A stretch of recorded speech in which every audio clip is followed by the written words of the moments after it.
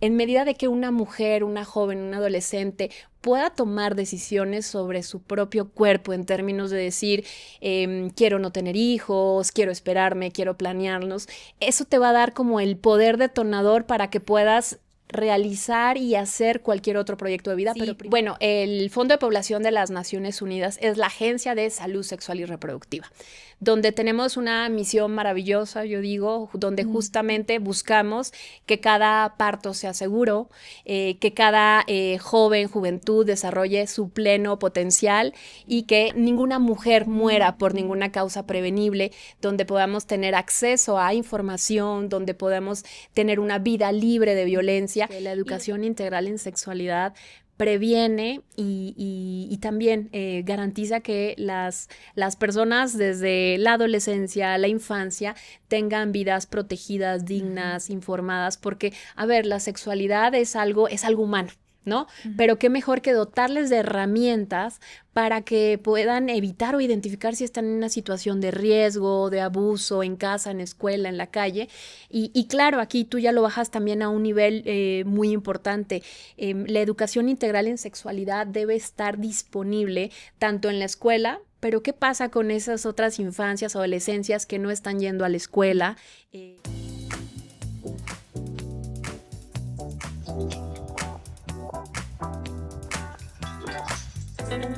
Bienvenidas y bienvenidos a un episodio más de Ultrasonido. El día de hoy tengo como invitada a una mujer muy especial que de verdad es digna de admiración, porque ha dedicado su vida profesional a los derechos humanos, pero sobre todo a la erradicación de la violencia de género.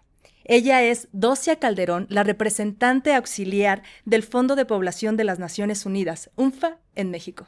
Muchísimas gracias, Fer, por abrir este espacio tan necesario de reflexión y también de lucha colectiva, ¿no? Así que muchas gracias, Fer. No, a ti por creer en Ultrasonido, por estar aquí, por darte tu tiempo. Me imagino que tienes una agenda súper ajetreada, pero gracias de verdad nuevamente por estar aquí. Y yo quisiera empezar esta charla conociéndote un poquito más. ¿En qué momento Docia decide que se quiere dedicar a los derechos humanos? ¿Cómo llega eso a tu corazón? Porque, perdón, Sí. antes, creo de verdad que es un proyecto de vida en donde el profesional mengua, ¿no? Deja el ego de lado y se dedica a mirar, ¿no? Hacia afuera, a observar qué está pasando, dónde hace falta algo, y entonces te dedicas a los derechos humanos. Claro, Fer. Bueno, esto viene desde lo que vi en casa, ¿no? Vengo de un hogar con una mamá feminista, norteña, que no se autodenomina como tal, pero es feminista. Yo creo que la mayoría de las norteñas tienen mucho el feminismo, ¿no? Yo creo. Sí, sí, sí. Son más duras. Sí, y al mismo tiempo un papá médico con una formación de mucho trabajo social, de mucha intervención en comunidad. Entonces yo crecí viendo el tema de la justicia social, siempre estaba al centro en casa, sobre cómo tú puedes contribuir haciendo lo que hagas, ¿no? Y es por eso que estudié Derecho, me convertí en abogada, pero mi meta siempre ha sido ser abogada por los derechos humanos, es decir, cómo contribuyo a que las personas tengan una vida mejor. Y en la agenda de la salud sexual y reproductiva es donde encontré mi proyecto de vida, como tú dices, donde reflexioné y dije, en medida de que una mujer, una joven, un adolescente pueda tomar decisiones sobre su propio cuerpo en términos de decir, quiero no tener hijos, quiero esperarme, quiero planearlos, eso te va a dar como el poder detonador para que puedas realizar y hacer cualquier otro proyecto de vida, pero primero tienes que tener esta potestad y agencia sobre tu propio ser. Y a las mujeres, Fer, no siempre se nos enseña, o se nos enseña a través del estigma, del miedo. Entonces yo crecí en un ambiente en casa donde se hablaba de la injusticia social, donde las mujeres estaban siempre presentes, y para mí dije, es que el derecho tiene que ser esa herramienta que a mí me ayude a seguir contribuyendo. Así es. Mira, me acabas de recordar algo tan bonito. Mi mamá también es abogada. Pero yo me acuerdo que un día le pregunté, bueno, ¿por qué decidiste ser abogada? Porque yo también iba para allá. Nada más que la actuación se me cruzó en el camino, pero yo iba Muy bien. así, ¡pum! Y ella me contó que ella quería ser doctora, Mm. ¿no? Ella fue una niña que luchó con el asma mucho tiempo, entonces pues como que vivió mucho el trato con los hospitales, doctores y ta, ta, ta. Y dijo, yo voy a ser doctora. Dice que una vez que entró así como una práctica, como vocacional y vio algo ahí como sangre, dijo, no. Claro. Pero ella decía, es que yo quiero ayudar a la gente. Sí. Y encontró justo en el derecho, dijo, bueno, no puedo ser, mi sangre no me da para, no tengo esa sangre, ¿no? Que tienen los doctores. Pues entonces me voy por el derecho. Y me parece bien bonito que haya sido también él, porque tú decidiste esa carrera. Así es, y además compaginarla con la salud sexual y reproductiva, para mí me abrió un mundo de posibilidades en términos de cómo acompaño a comunidades, a adolescentes, a jóvenes, a mujeres, a que tengan la misma información que yo he tenido para que ellas también tengan una vida plena y que sobre todo que puedan tomar decisiones libres e informadas. Es que qué fuerte lo que acabas de decir, nunca lo había pensado de esa forma, que podría ser como la primer decisión fuerte de una mujer, que es raro, ¿no? Es, ¿tengo o no tengo hijos? ¿No? ¿Cómo decido y cómo vivo mi sexualidad?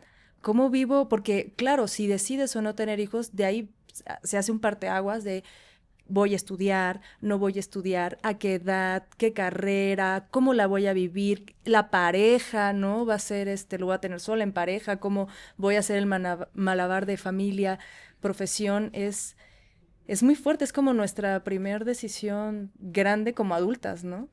Sí, Fer, y que normalmente es una decisión que no siempre los hombres, aunque cada vez hay hombres, compañeros, colegas que están súper involucradas en la crianza, en la agenda de salud sexual y reproductiva, pero esta es una agenda que a nosotras nos atraviesa desde primeras edades, ¿no?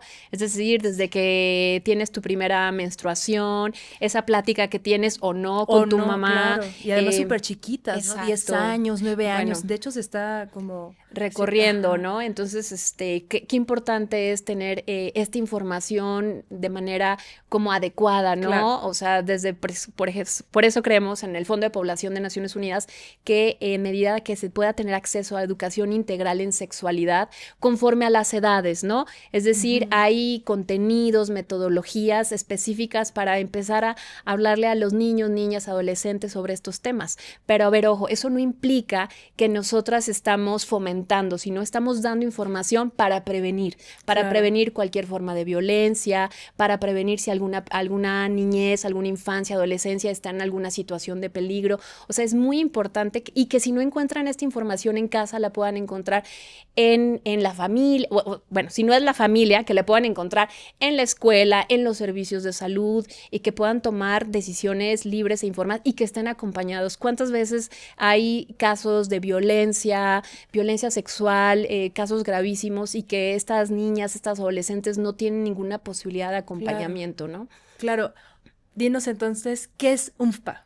Bueno, ya me adelanté, Sí, perdón, pero Fer. no, está perfecto, este es tu espacio, pero quisiera que justo nos pusiéramos en contexto y que no se nos escape, por favor, también en los comentarios, si se nos escapó ahí alguna información que ustedes quisieran ahondar más, que les explicáramos un poquito más, ahí déjenlo en los comentarios y bueno, ya nos encargaremos de hacer llegar la información correcta.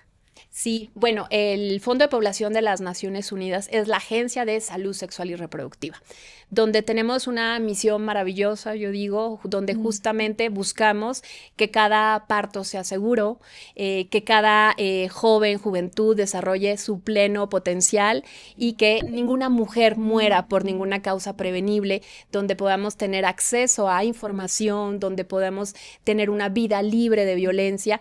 Y nosotras en particular tenemos una misión donde queremos lograr 0 muertes prevenibles maternas, donde queremos que existan 0 necesidades insatisfechas de planificación familiar y 0 violencia de género y o prácticas nocivas. Eso es lo que buscamos, Fer. En el UNFPA trabajamos con gobiernos, con organizaciones de la sociedad civil, con academia, etcétera, sobre todo como para poder robustecer la respuesta a los servicios de salud sexual y reproductiva para que todas las personas tengan una vida plena y puedan planificar, puedan decidir, puedan tener acceso a servicios integrales en términos de que puedan tener acceso a planificación familiar, anticoncepción, consejería, incluso si quieren decidir tener la atención especializada, el acompañamiento de una partera. Entonces nosotros acompañamos todo ese curso de vida de las personas y eso es lo que hacemos en el Fondo de Población de las Naciones Unidas. Fíjate que ahora que hablabas de las muertes prevenibles,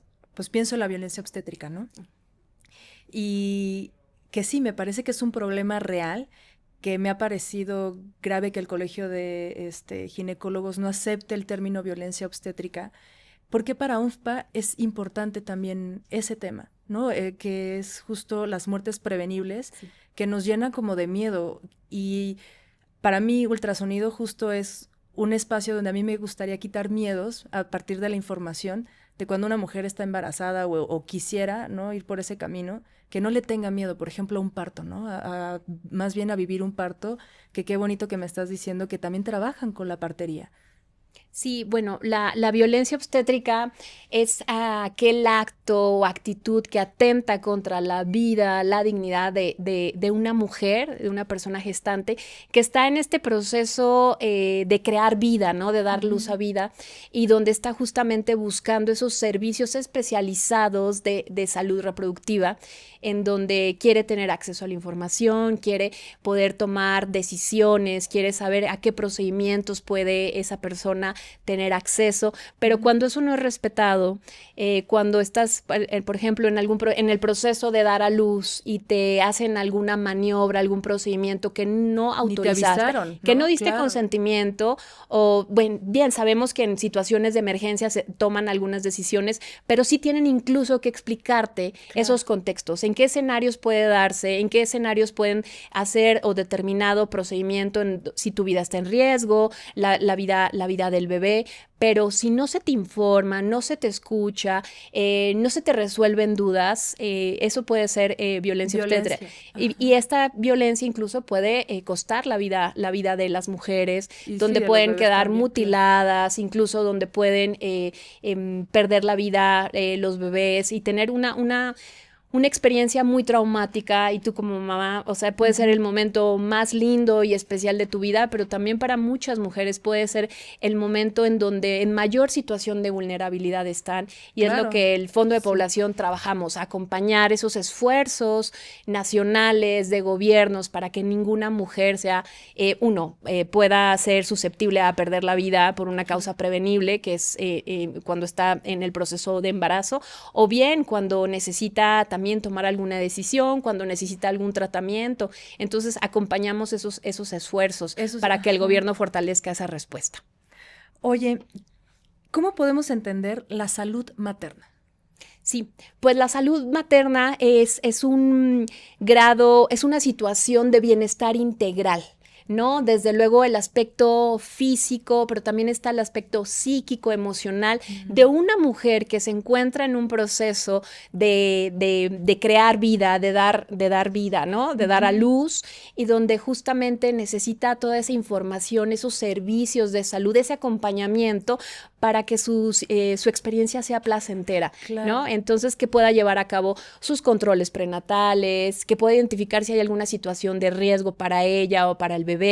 Eso es la salud materna. Y también está la parte mental, psíquica, de bienestar. Eso me parece muy importante que lo menciones, porque a veces creemos que, fui a mi control, pues ya me hicieron el ultrasonido, y ya, ¿no? Y me dijeron, va todo bien, o no me dicen nada, pero se nos está olvidando que también hay una cuestión emocional por la que está atravesando, que las hormonas están de arriba abajo, y eso también se involucra mucho en los partos y luego en los pospartos, ¿no? Y luego ya también, pues, podemos caer en depresiones, o sea, hay que tener un cuidado desde el inicio, ¿no? Cómo se va haciendo toda esta gestión, literalmente. Sí, o sea, una gestión integral y sana, ¿no? Del embarazo.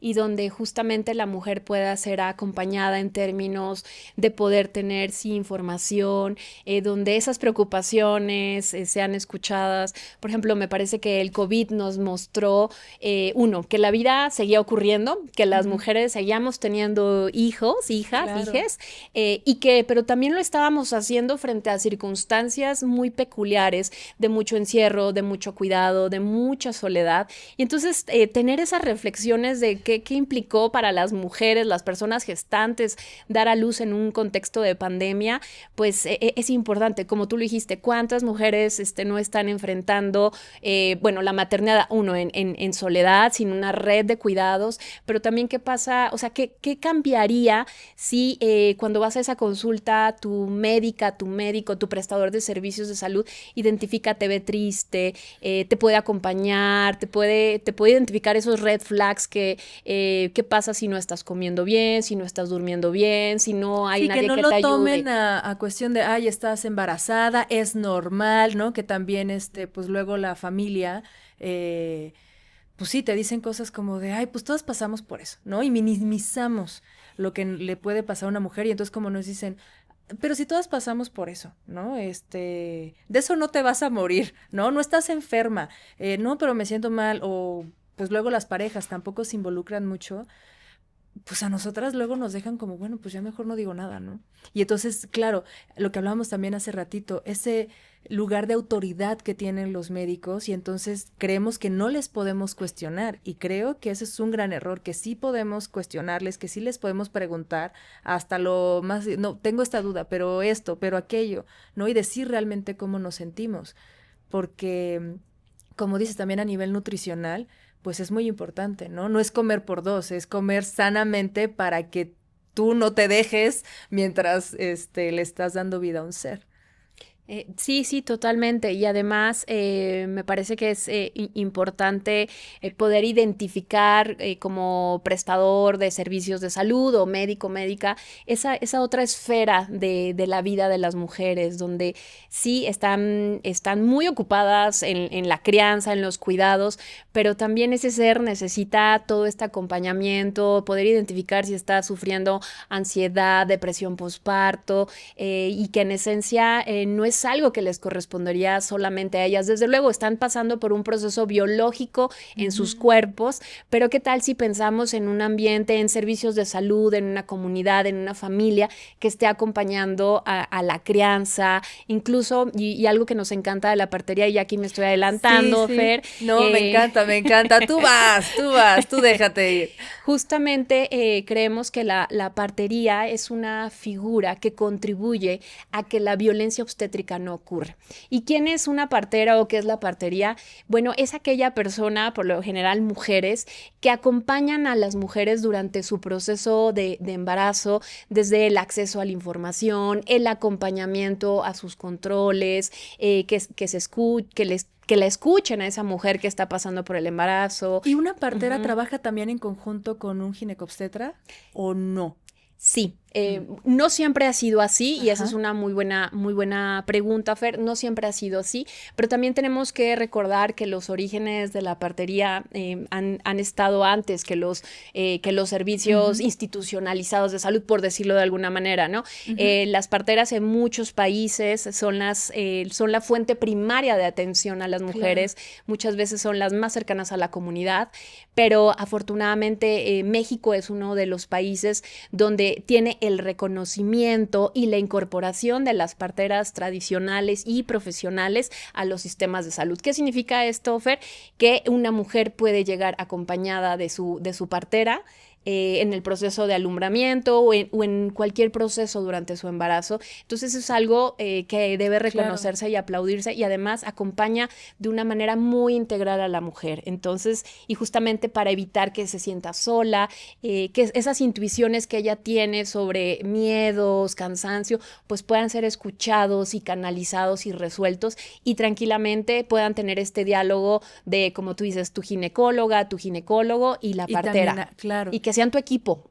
Y esta diferencia de entre las tradicionales y las profesionales sería que las tradicionales pues aprendieron con las abuelitas y las profesionales ya dentro como de pues más una cosa más organizada, digamos, de un salón, de, no sé, ¿que esa es la diferencia entre profesional tradicional? Sí, a ver, hay varias diferencias, Ajá. pero justamente Latinoamérica es una región tan rica en términos de el reconocimiento a la partería tradicional, donde las mujeres abuelas transmitían de generación en generación a las otras mujeres de sus familias este Ujú, acompañamiento a las mujeres embarazadas de la comunidad, de las familias, y entre ellas se comparten estos ujú. conocimientos y que tiene también una perspectiva muy comunitaria, muy intercultural, muy de derechos humanos, donde las decisiones sean respetadas en términos, reconocer que en algunas comunidades, por ejemplo, las mujeres y las parteras acompañan a los partos, a las mujeres en ciertas posiciones. Entonces, estos son como conocimientos ancestrales que se Claro. van transmitiendo desde tomar algún té, desde el uso del temazcal, o sea, que también son como acompañamientos muy holísticos, mientras que también las parteras profesionales pues son justamente aquel personal que ha sido entrenado Entrenado. Ujú. para dar ese acompañamiento, pero ambas son muy, muy válidas y Sí, complementarias. sí, fíjate, yo tuve la oportunidad de, yo no sabía la diferencia entre una dula y una partera, ¿no? Entonces, en mi cabeza se quedó el nombre de dula y yo creía que era lo mismo y busqué una dula y fue maravilloso porque también son mujeres, son distintas a las parteras, pero también te acompañan a vivir todo ese proceso de, pues, de la mejor manera posible. Y muchos doctores y doctoras y doctores se dejan, ¿no? Acompañar por estas dulas. Y qué bueno también Sí. que vayan con la partería, ¿no? Sí, y justo aquí, Fer, una diferencia importante que Ujú. hay que hacer, una partera está calificada para asistirte en el El parto. parto, ¿no? Entonces, eso es como algo muy, muy Sí, valioso de una dula ellas. no te va a recibir un bebé, te Exacto, acompaña, pero no recibe, así ¿no? es, Solo una, no puedes tener un parto solo con una dula. exacto. Oye, y, y justo yo no me puse a buscar parteras, pero yo siento que la Ciudad de México, pues tampoco es que las tengamos tan a la mano. ¿Cómo nos podríamos acercar? ¿Dónde están escondidas estas mujeres? Porque también escuchamos, o eso creemos, ¿no? Que están en las comunidades.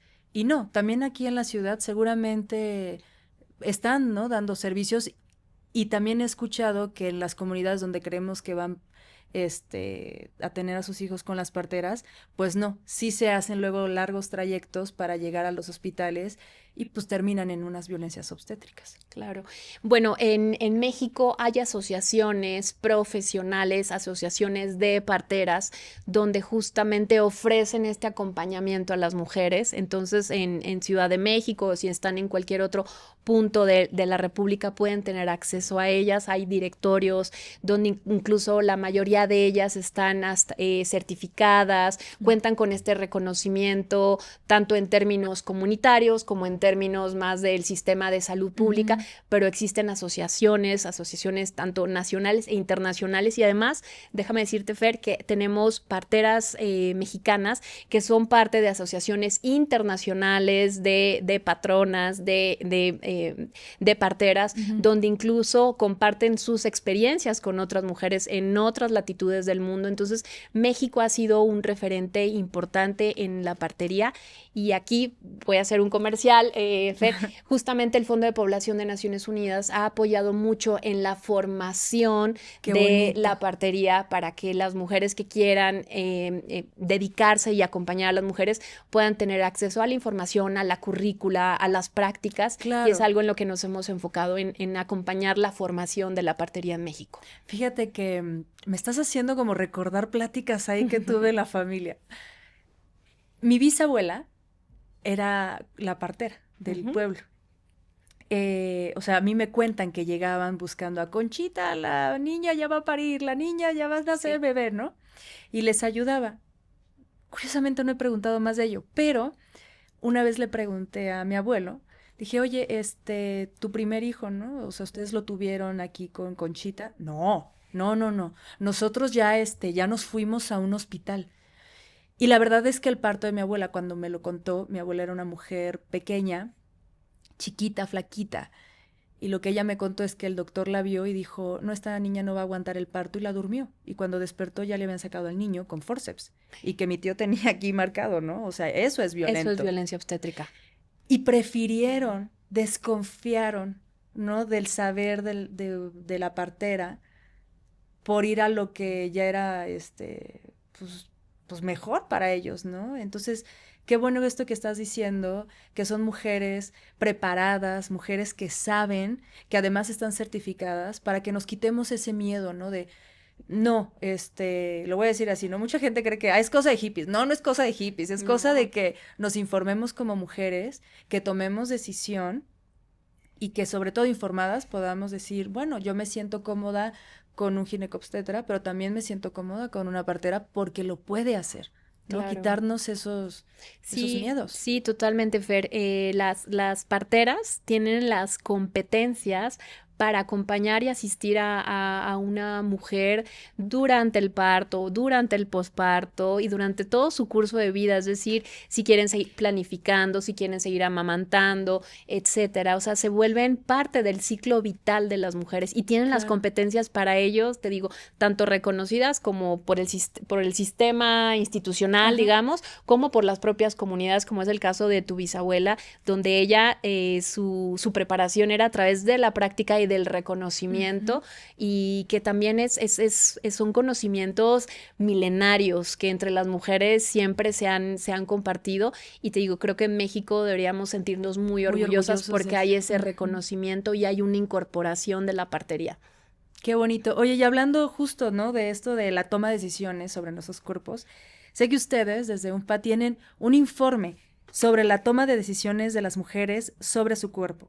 Quiero que me platiques de este informe y sobre todo qué significa que las mujeres podamos decidir sobre nuestro cuerpo, ¿no? ¿Cuál es ese límite, digamos, de dónde a dónde se toma esa decisión?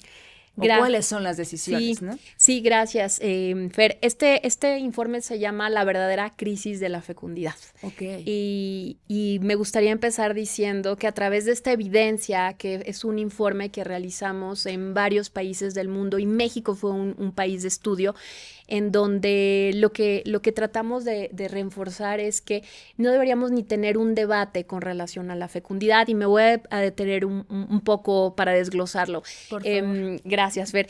Justamente las mujeres hoy en día están teniendo menos hijos, hijas, hijes, pero por razones que debemos aplaudir, como un avance de la humanidad, como un avance hacia el reconocimiento de los derechos de las mujeres. Uno es que hoy en día, pues las mujeres pueden decidir con mayor información, con mayor acceso a servicios sobre cómo ejercer la maternidad, si quieren tener hijos, cuándo tenerlos, cuándo no, en qué momento tenerlos. Por el otro lado, también las mujeres están insertas activamente en el mercado laboral, también con procesos, en posiciones de toma de decisiones, siendo lideresas, presidentas. Porque ya vienen con otra perspectiva, o sea, no nada más, como ya lo hemos también platicado en otros episodios aquí, de que la medicina está muy hecha, ¿no?, para hombres, y así todo, pero el hecho de que haya mujeres en posiciones de poder está trayendo otra perspectiva a cada punto, ¿no? Así es, Fer. Entonces creo que no es malo. No tenemos como verlo como algo negativo, pero tendríamos que empezar a tener otras reflexiones. Es decir, ¿qué necesitamos para que las mujeres que están hoy por hoy insertas activísimamente en la vida laboral, en el espacio público, privado, dirigiendo empresas, organizaciones, países? O sea, ¿qué condiciones necesitamos generar para que esas mujeres puedan tener familias si así lo quieren, ¿no? O sea, ¿qué hay detrás de esa mujer que está trabajando? Seguramente está teniendo que pagar servicios de guardería. ¿Qué hace una mujer que tiene que trabajar y además no tiene una red de cuidados? Tiene que también considerar en ese gasto o tener acceso a un empleo formal que le dé seguridad social para la guardería, o en el mejor de los casos se puede pagar ayuda, pero sabemos que eso eso es un privilegio, es un privilegio, ¿no? Y también ¿no? eso se piensa en la lactancia, ¿no? No sé, ojalá que en todas las guarderías dejen que las mamás lleven sus lechitas, y que también, o sea, yo lo intenté, ¿no?, lactar y trabajar. Híjole, es muy pesado, ¿no? Sí, Eso de sí. estar ahí como vaca es muy pesado.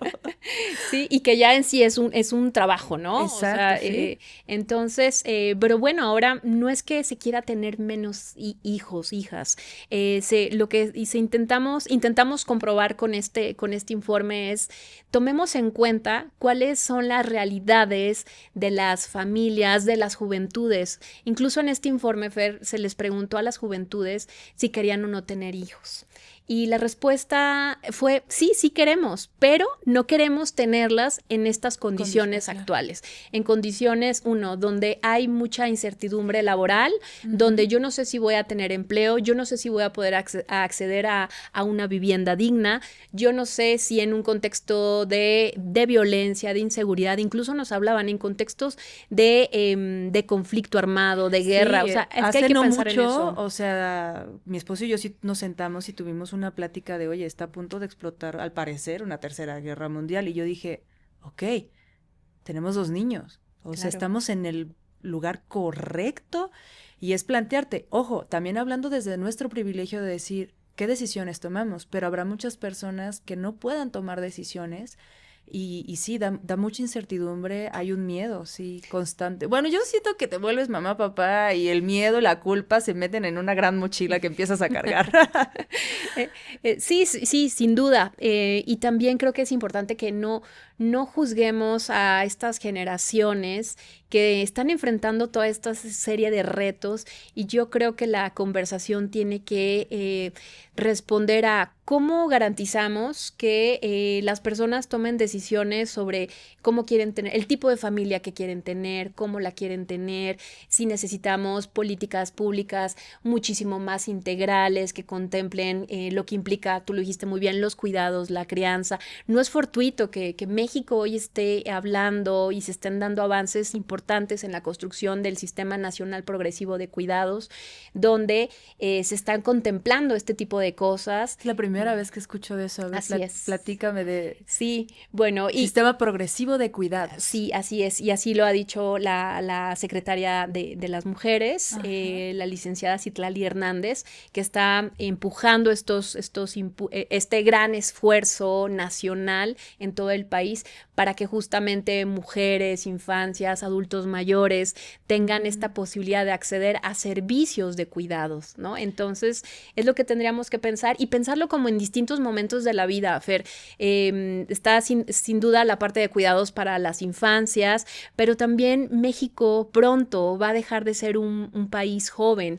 Ok. Estamos transitando a ser vamos a ser pronto un país donde va a haber más personas mayores, como decimos acá, el bono demográfico está terminando, es decir, como las juventudes próximamente serán adultas y están teniendo menos hijos, pero Ujú. insisto, no es que esto sea malo, Malo. sino más Tiene que bien ver con la decisión, ¿no? pensemos en qué Ujú. respuestas diseñamos. Por ejemplo, ahora en los sistemas de cuidados que se discuten en México y en la región, insisto, la región tiene avances maravillosos, pero por ejemplo, estar discutiendo cómo construir, además de escuelas, guarderías, cómo pensar en casas de día, casas para los adultos mayores, donde tengan cuidados y acompañamiento digno durante esa etapa de la vida. Entonces, desde el Fondo de Población de Naciones Unidas, vemos a las personas desde que nacen hasta Hasta. su vida adulta Es mayor. que es muy interesante porque uno puede pensar en los derechos humanos y pareciera que los derechos humanos son los mismos de los niños, la gente joven, la gente adulta y los adultos mayores. Y no, cada uno tiene sus particularidades y sus necesidades,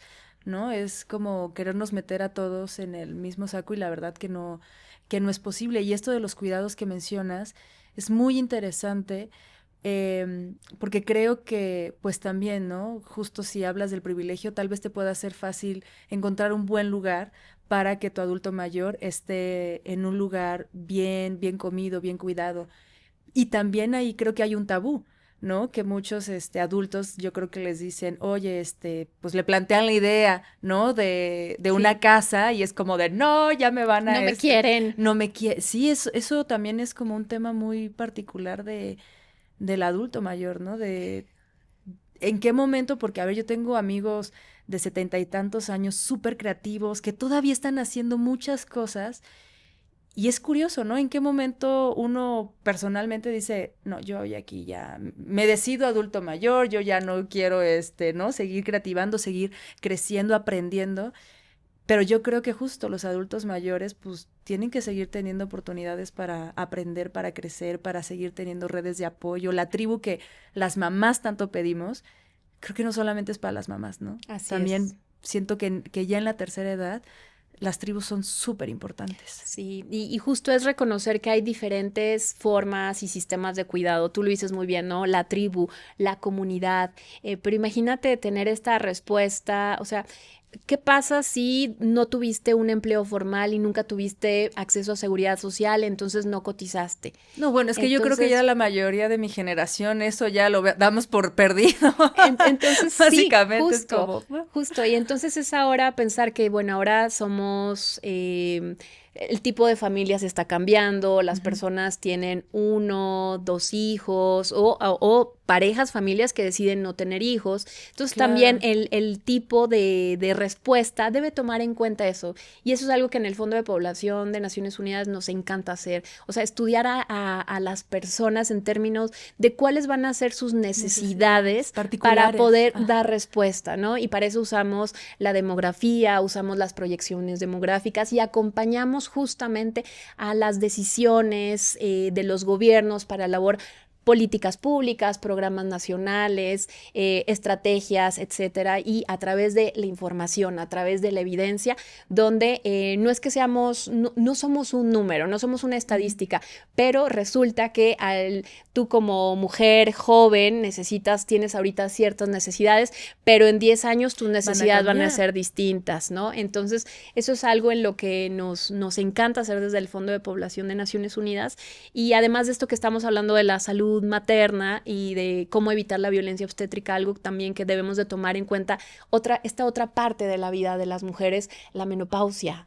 Entonces, Que me también, encanta que se esté sí, hablando sí, tanto, últimamente lo escucho y de repente también como que digo, ay, bueno, que dicen que la perimenopausia te dura 10 años, ¿no? Y que la menopausia es un día, pero digo, bueno, pues yo ya estoy ahí también. O sea, y te la pintan de tantos colores que es algo complejo, pero me encanta que se esté abriendo el diálogo a estos temas, sí, sobre todo muy, pues sí, femeninos, pero que no solamente nos atañen a las mujeres, ¿no? Que es para hombres, que también les haga tener conciencia y entonces sí. podamos ser una sociedad más empática, ¿no? Los unos con los otros. Así es justamente. Por ejemplo, la menopausia no es más que otra parte del ciclo de las mujeres y está también en el centro de la salud sexual y reproductiva. Claro. Simplemente es la transición a otra etapa importantísima, pero vuelvo a lo mismo, que a las mujeres en muchos momentos las está haciendo dejar el trabajo de sus sueños, que quizá dejen de hacer las actividades que les gustan, porque también está habiendo una ausencia de falta de respuestas, de determinar, oye, esa empleada que tengo que es maravillosa, pues no es que está fallando, o sea, es que a lo mejor necesita cierto acompañamiento, Claro. necesita cierta licencia, y entonces también si lo vemos en términos de cómo capitalizamos a los humanos y reconocernos en todo el ciclo vital de vida, ¿no? Y que la menopausia es otra etapa. Es otra Y etapa, claro, que hay que transitarla otra vez, bueno, como en tribu, en así comunidad. es, así es. Algo que me pareció muy interesante que hacen desde UNFPA también es tocar la educación y la salud sexual de las personas de la tercera edad y las personas con discapacidad. Porque creo que es algo que justo llega a la menopausia y es, pues ya, mujer ya no es sexual, ya no va a poder tener hijos, casi Claro. como de ya no sirve, ¿no? Ujú, ujú. Este, así, siento que la sociedad un poco como que los empieza a decir, bueno, tú ya te vas para allá, pero sigue siendo muy importante, ¿no? Y también para las personas con discapacidad, o sea, yo que tengo niños chiquitos y me pregunto, bueno, todo el tiempo estoy viendo, ¿cómo le tengo que decir? Tengo dos niños. Eh, ¿Cómo tiene que respetar el cuerpo de otra niña, de Claro. su mamá, de su hermano? Estoy como, ¿no? En todo eso. Pero luego pienso, alguien que tiene un niño con un autismo o con alguna otra neurodivergencia, ¿cómo le habla de esto? ¿No? Porque además creo que son focos rojos también donde son personas que son muy vulnerables para que Ujú. pueda haber algún abuso. Sí, sí, por eso decimos que la educación integral en sexualidad previene y también garantiza que las personas desde la adolescencia, la infancia, tengan vidas protegidas, dignas, informadas, porque, a ver, la sexualidad es algo humano, ¿no? Pero qué mejor que dotarles de herramientas para que puedan evitar o identificar si están en una situación de riesgo, de abuso, en casa, en escuela, en la calle. Y claro, aquí tú ya lo bajas también a un nivel muy importante. La educación integral en sexualidad debe estar disponible tanto en la escuela. Pero ¿qué pasa con esas otras infancias, adolescencias que no están yendo a la escuela, que quedan fuera del sistema escolar por diversas razones? Pero entonces también poderles acercar, que sepan que pueden ir a alguna jurisdicción sanitaria, a algún centro de salud, simplemente a pedir información accesible. Claro. ¿Y qué pasa también con las personas con discapacidad? Desde el UNFPA somos respetuosos y desde una perspectiva de derechos humanos y de discapacidad, el consentimiento libre e informado es esencial.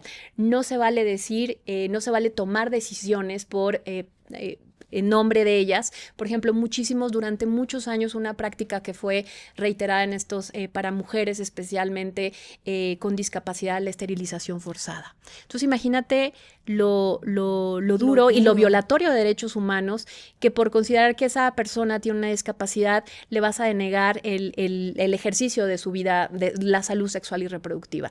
Eso es una violación de derechos humanos, hoy ya está reconocida y hay un consenso internacional, pero sí esas cosas suceden. Entonces, nosotros como UNFPA, los derechos humanos están al centro, garantizar que las personas cuidadoras, los tutores, los servicios de salud, las autoridades, las comunidades tengan los medios y la información para que sea accesible y se respete a las personas con discapacidad. Claro, claro. Hace poco veía justo en otro podcast una chica con síndrome de Down que hablaba de eso, ¿no? ¿Lo viste también? Yo lo vi, me encantó.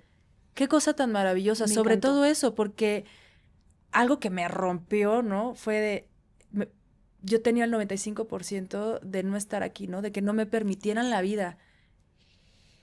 Y me dejó pensando muchísimas cosas, pero sobre todo también lo que estás diciendo.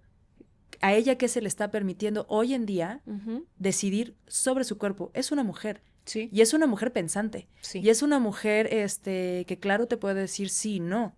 Entonces también como poner estos temas aquí en la mesa me parece importante, me parece que se tienen que empezar a discutir más, porque los estamos, creo, dejando mucho de lado. Sí, y yo también vi ese podcast y me encantó y me hizo pensar cómo ahora este consenso internacional que te decía de derechos humanos ha avanzado tanto y hay un principio que se llama el principio de participación, y es decir, cómo toda respuesta de política pública, de planeación, tendría que hacer un proceso de consulta, de involucrar a personas con discapacidad para justamente identificar cuáles son sus vivencias, por ejemplo, cuando transitan en el acceso a servicios de salud sexual y reproductiva, cuando van a los servicios amigables de adolescentes.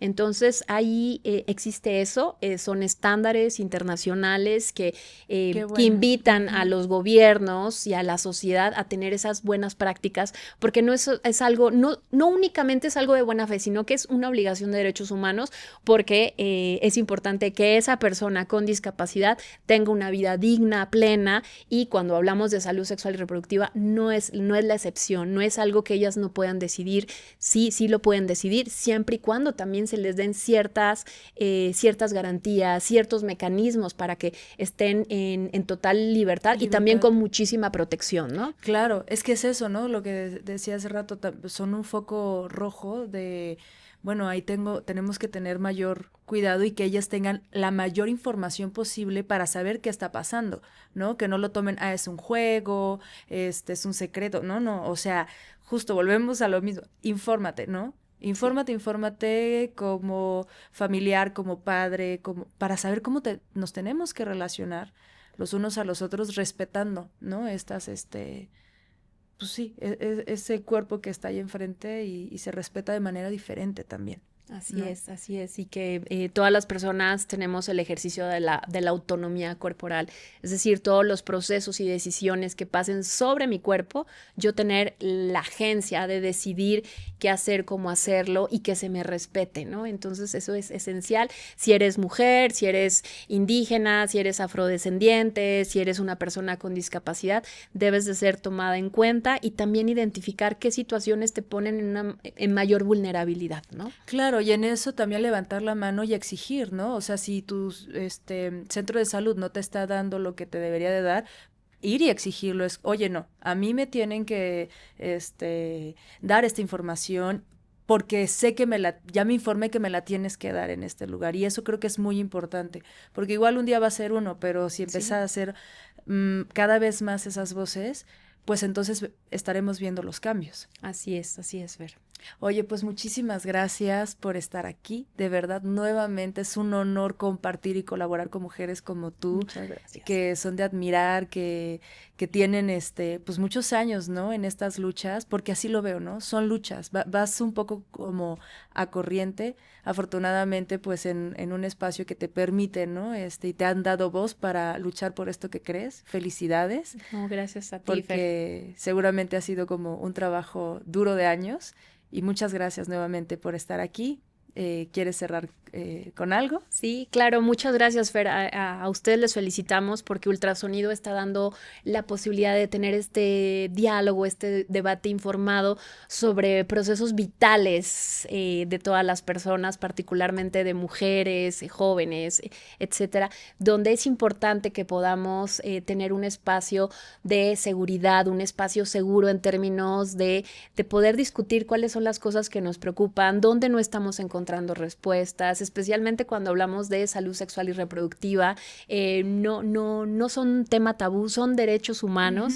Entonces, en ese sentido, Fer, invitarles a que también sigan las redes del Fondo de Población de Naciones Unidas en México, @UNFPA-México, donde tenemos toda esta serie de recursos, de evidencia para seguir las discusiones sobre partería, sobre cómo atender y prevenir la violencia de género, sobre servicios amigables en salud sexual y reproductiva para adolescentes. Entonces, creo que juntas podemos contribuir a hacer esa tribu, ese ecosistema donde ninguna mujer se sienta sola y alcance su máximo potencial. Qué bonito.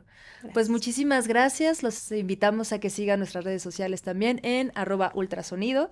También lo vamos a poner todo aquí para que no se les vaya. Y los esperamos en la próxima. Gracias por escucharnos. Este podcast llega a ti gracias al apoyo del Fondo de Población de las Naciones Unidas en México, UNFPA.